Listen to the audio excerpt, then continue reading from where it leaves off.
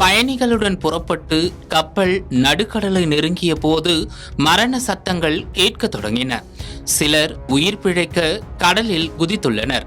இறுதி நிமிடத்தில் இக்கட்டான சூழலில் கப்பல் கேப்டன் செய்தது என்ன பார்க்கலாம்.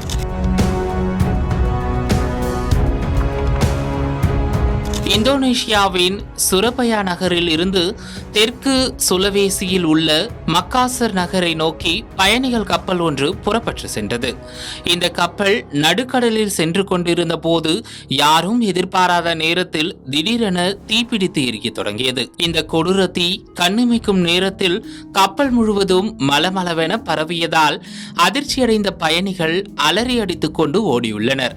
4 புறமும் கடல் நீர் இருந்ததால் எந்த பக்கம் செல்வதென்பது புரியாமலே சிலர் உயிர் பிழைப்பதற்காக கடலில் குதித்திருக்கின்றனர். நீச்சல் தெரியாத சிலர் கடலில் மூழ்கியும் உள்ளனர்.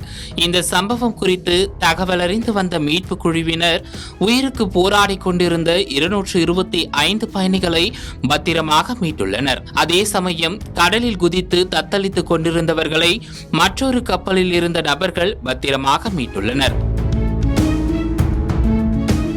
விபத்து நடந்த அடுத்த நொடி கப்பல் கேப்டன் தங்கள் நிறுவனத்திற்கு தகவல் தெரிவிக்க முயன்றதாகவும், ஆனால் அவருடைய நிறுவனத்திலிருந்து யாரும் தொடர்பு கொள்ளவில்லை என தகவல் வெளியாகியுள்ளது. இந்த கோர விபத்தில் 5 பேர் உடல் கருகி சம்பவ இடத்திலேயே உயிரிழந்துள்ளனர்.